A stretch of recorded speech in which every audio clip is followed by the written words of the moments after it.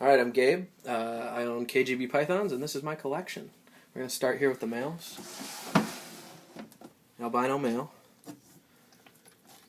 Pretty nice guy.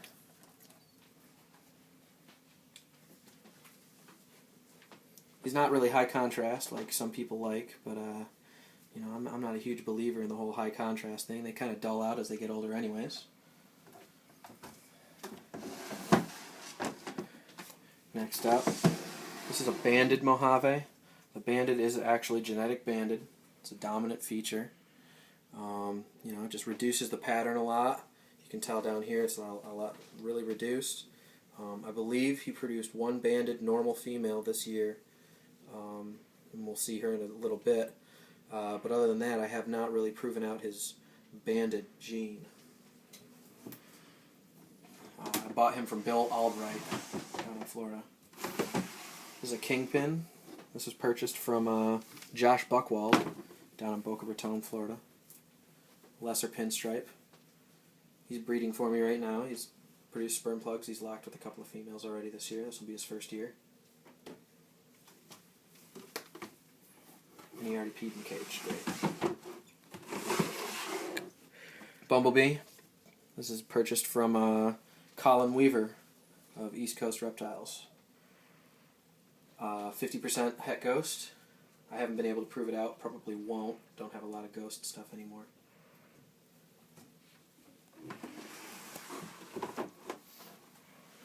Now, for a few non-ball pythons. This is a female blood python. It's actually 100% het albino, T-positive albino. I got this from Mark Kirkpatrick, who owns Legacy Bloods. And then my only true pet, which is my Peruvian long-tailed boa.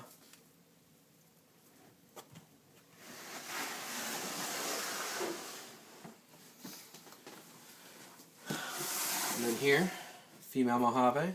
She's almost breeding size right now. This was I traded with Xavier Springer for her. Real nice one. It's only a year old and it's already breeding size. Het albino, just normal looking het albino. She laid 4 eggs for me, and I got, I think, 2 albinos from her. 3 albinos from her.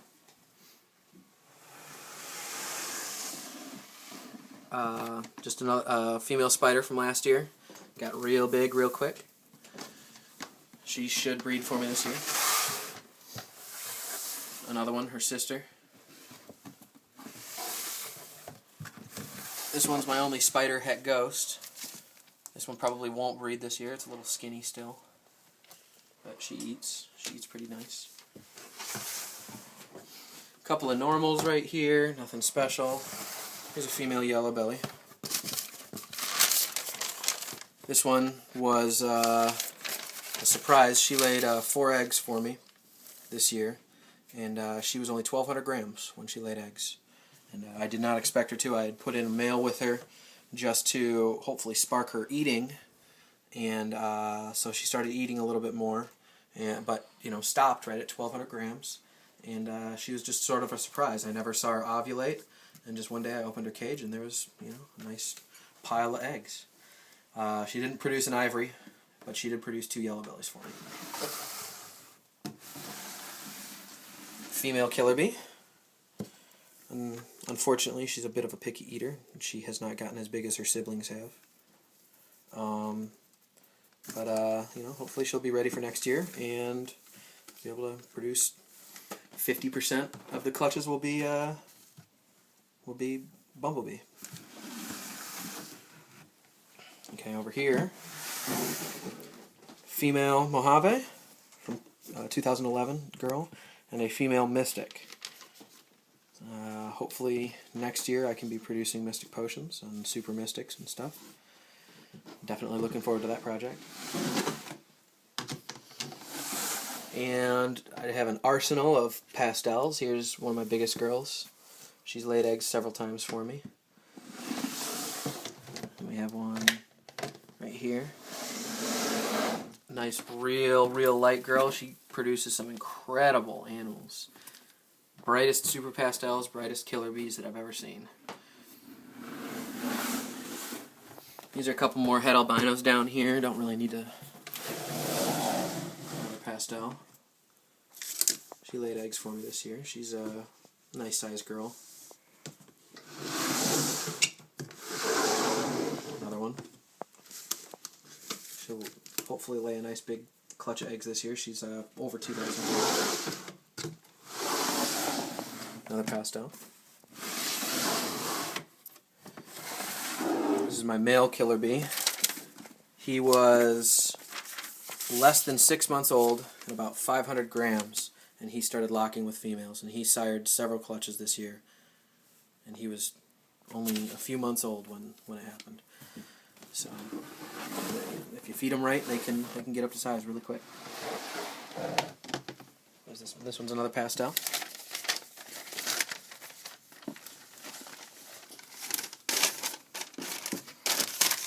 It likes shoes, as you can tell.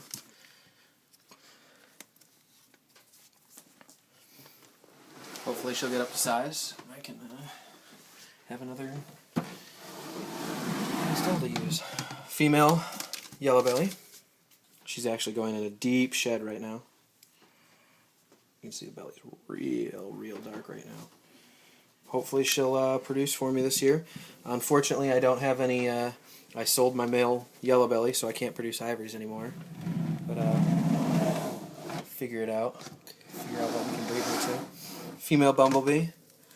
This girl has been. I've been a big fan of this girl because her first year she produced my first killer bee, and she only laid a few eggs because she was really tiny.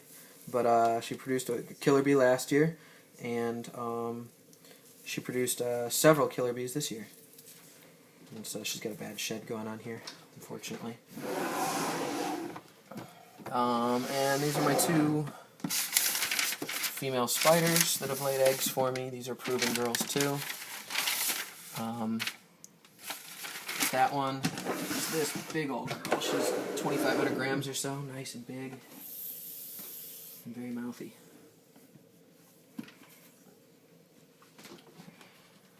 She's got some nice size. She's very bright when she's about to lay eggs, and when she's glowing, it's as if it's a different snake. She looks like a honeybee almost. She is just insane looking. And then finally we have a female cinnamon. Don't really have a whole lot of project ideas for her. She still hasn't laid eggs for me yet. Hopefully she will this year. But I'm not interested in making super cinnamons or anything like that. So I'm probably just going to cross her into the lesser, or the kingpin rather, and hope for lesser cinnamons and cinnaspins and stuff like that. Okay, and now down to the babies.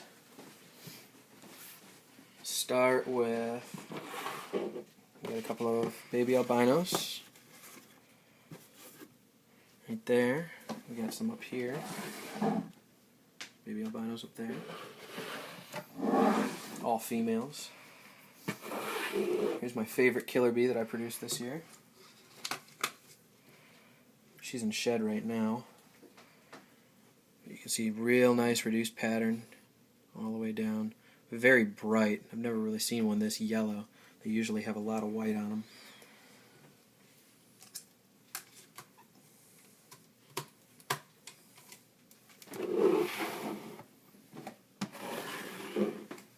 Calico.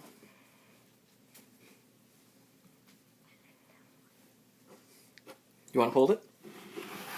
You gonna get some courage? Hold it. There's another calico. Real nice sides on these. There you go. You need to hold it. Don't drop it now, okay? It's not gonna hurt you.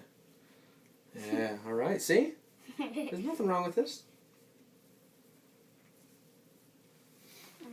This is just a normal. Short on cage space right now, so I'm keeping them together. A female super pastel.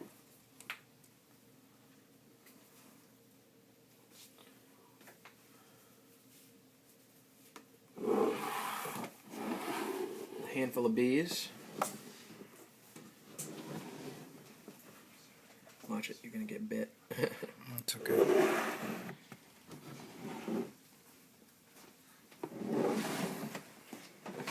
A few more female bees. Those were male bees, these are females.